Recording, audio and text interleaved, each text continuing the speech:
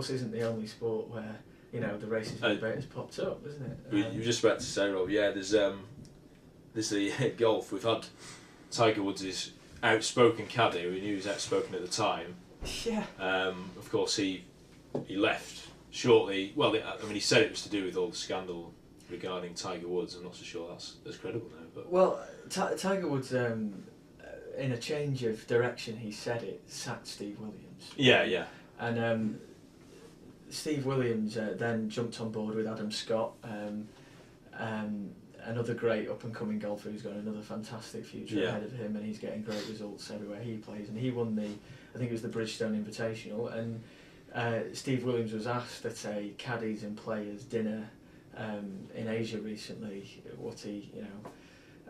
why he celebrated so fiercely, and his reaction was, well, I wanted to shove it up that, and then he used another racist remark in a context that was pretty unsavoury again, and it was, what's going on?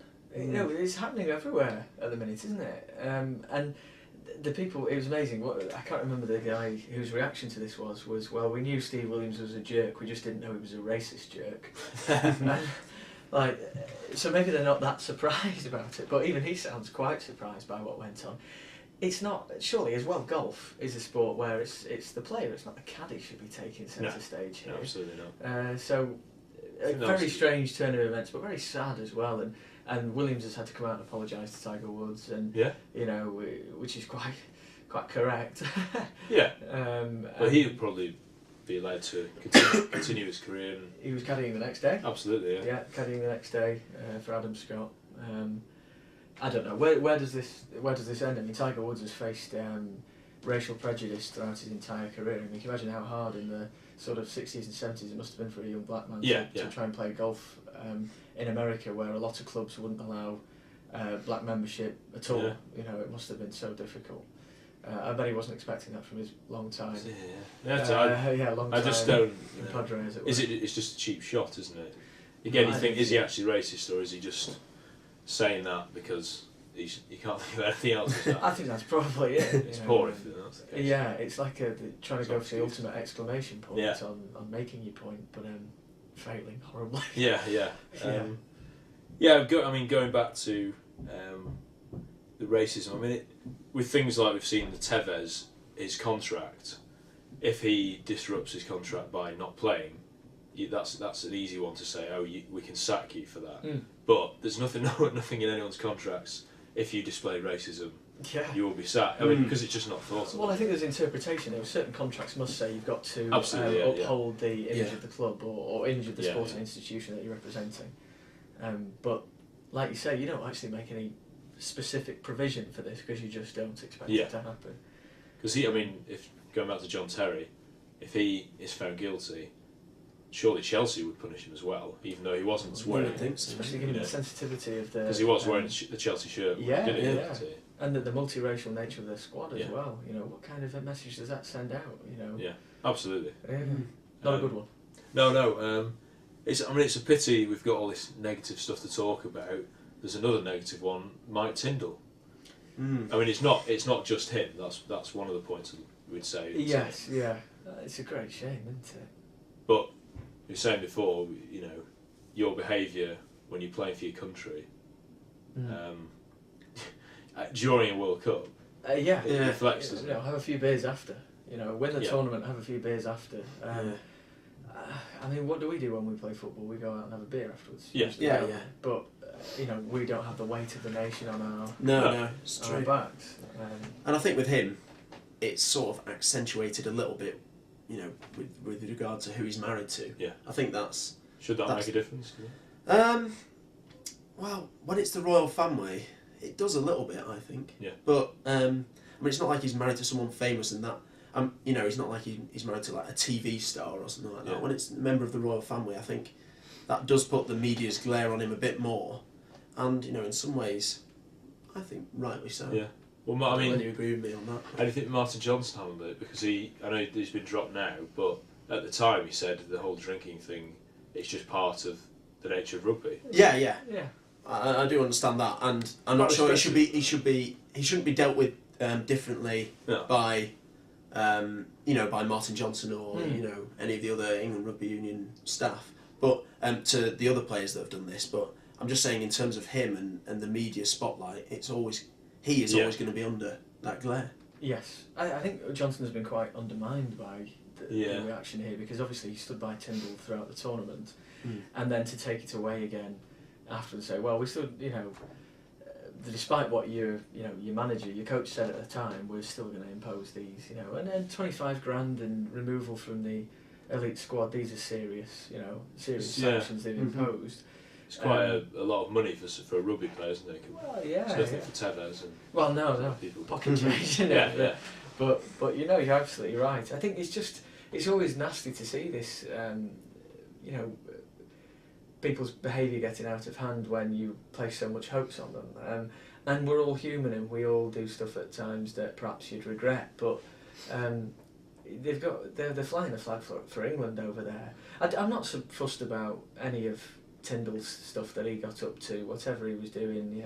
That's fine. I think the one that I'm more sort of upset about is the sort of lewd comments to a chambermaid that were made by some of the other members of the team, and I think that. Do you think it's a bit like the whole Brits abroad image? It is a little bit, isn't it? It's not a good one, is it?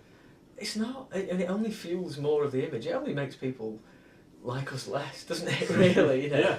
The TV programs or Brits abroad and all this kind of stuff. Well, even our sporting stars are doing it now.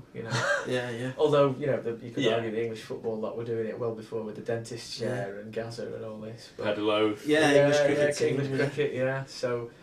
Is it just a byproduct of being English, perhaps? Is that Well, that's it. When we're out the some way you've got to say it's lads being lads. Yeah. I think the Pedalo, it wasn't good, but it's not in the same league of some of this bad behaviour we've heard in the past. There's one of the young England players in the World Cup, for the Rugby World Cup. He just jumped off a ferry, didn't he, or something like that? Yeah. That was after we were knocked out. Yeah, but it's more of just soiling a name, though, isn't it? But is it the media just digging for these things? And well, do they happen if we don't hear about them? Do they happen? Well, I'm sure there's a lot more we don't hear, isn't there? Because often what used to happen was that the journalists would go and stay with all the players, and they'd be out drinking with the players. Oh, right. That's probably why you didn't hear as much about it. Nowadays, of course, the players are obviously a bit more scared of what these people are going to say. They're under pressure to get a story, aren't they, these journalists? I just heard Ray Wilkins on the radio saying that the protection that these players have from the media is massive. You're surrounded there by security. Absolutely. No one getting near them. We've seen the press conferences. They're so well trained, aren't they? They almost end up saying nothing. Very boring affairs, aren't they? That's it. Like footballers were known for mundane interviews to begin with, without all these protocols to keep on top of. Yeah, I'm not a particular fan of the press conferences with players, because obviously they just say something that won't affect the rest of the team or the manager, and they're very politically correct answers, as they should be, but I don't know, they don't inspire anyone particularly, in my opinion. No, I think I completely agree. Or you get the other way around, where you go so far as having Joey Barton quoting Nietzsche on Twitter. Yeah. It's almost like when you do an interview for the club, it'd be prim and proper, so you can't say anything. But then at the same time, you could be on Twitter. Slagging the club off. Yeah, Twitter causes enough problems all by itself. Yeah. Without. That's another one, isn't it? I know Bury's manager Richie Barker hasn't banned it per se, but I think he gets very angry when players go on there on Facebook as well. Yeah. I think some managers are obviously an age or a generation where, of course, they're not using it and they're a bit ignorant to it. But it must be a massive headache, mustn't it? Oh, I should imagine. Yeah. If they talk about the club or the manager or a fellow player, then it really becomes a problem. Could you imagine setting up a business and then giving everyone below you a forum to speak your mind about that business? You'd be terrified. It wouldn't happen, would it? No. Get people sacked all the time. But me and Mournful, sometimes we know a little bit better, don't we? Well, we do. Yeah. But there's I think that's a question of management, isn't it? Yeah. Whether or not you allow that sort of thing. And going back to Martin Johnson, it's whether or not he thinks it's okay for his players to go out drinking. I think he does. I agree with that. I think that's okay. But as you said, Matt, if it's bringing the name of the Queen and the royal family to disrepute them. I mean, especially it was in the Commonwealth as well, wasn't it? I mean, we don't want that happening. But there we go.